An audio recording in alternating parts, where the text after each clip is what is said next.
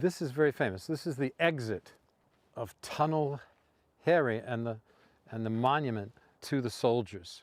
And I'll tell you a little bit about it as you look at that and think about what happened. It was January 1944 that the tunnel was ready.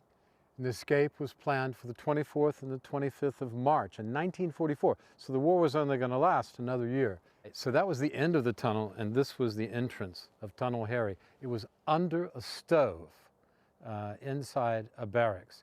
It was 10 meters down and 110 meters long. So imagine, 10 meters down, 110 meters long, and they moved out over 100 tons of sand by having bags in their trousers. There were special contraptions, and they could pull a string, open the bag, and stamp out the dirt out of the bags in their trousers, right? Around their ankles, most likely, I guess. And they would walk around in the prison yard. You saw this in the movie. It's all in the movie. Here are the names of some of the people, Norwegian, Canadian, Australian, who escaped.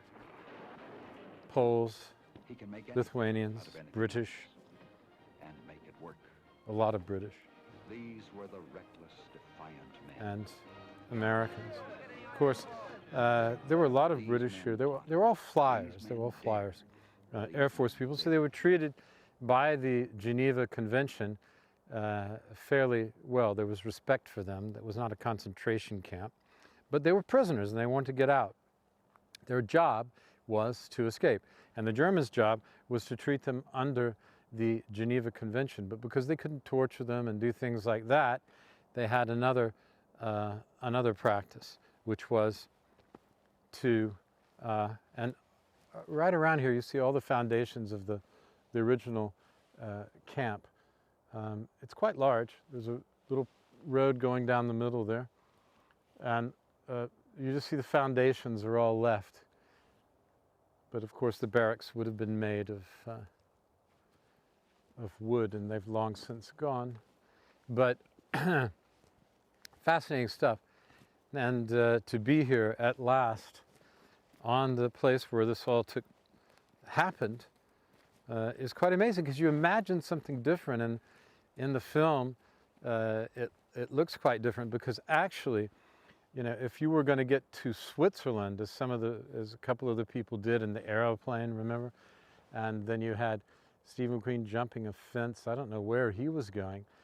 It's pretty far away to Switzerland. And it would have taken some time to get there, because it's a long drive to Munich from here, for example. It's about, I don't know, 6-7 hours. So they had a lot of courage, a lot of moxie. And you remember there was the scene where Steve McQueen keeps getting put into the cooler. And that was a real thing, of course. And here it talks about the cooler. There's a picture of Steve McQueen with his baseball. You may remember. Watch the film again. It's absolutely amazing, glorious film. And there he is sitting in the cooler. Yeah, the confinement barracks, or the cooler. This was to punish prisoners who broke camp regulations, and escaping was the number one. And of course, in the film, Steve McQueen was doing a lot of escaping. At any rate, it couldn't be stricter. The punishment couldn't be stricter than the Geneva Convention of 1929. So they were isolated, these prisoners who tried to escape, from other prisoners. No letters, no packages. Their food ration was smaller, and etc. But it couldn't be longer than 30 days. So they weren't tortured. They were just separated. Their rations reduced, so they'd be hungry a bit, but they weren't starving them. So it was a punishment, but not a severe punishment. And it was 12.5 meters wide, 40 meters long, yeah? And there were 17 single rooms in the confinement barracks. Yeah, and in the film, as I said, Steve McQueen had that baseball, and he's throwing it up against the wall and catching it with his glove, throwing it against the wall and catching it with his glove. And you can tell it wasn't so severe because the Germans let him keep his baseball and his glove, which are great symbols of freedom because it's a symbol of America's favorite sport, America's pastime, baseball was called. So here we are, standing amongst the foundations of the prison camp of the Great Escape, standing right next to Tunnel Harry.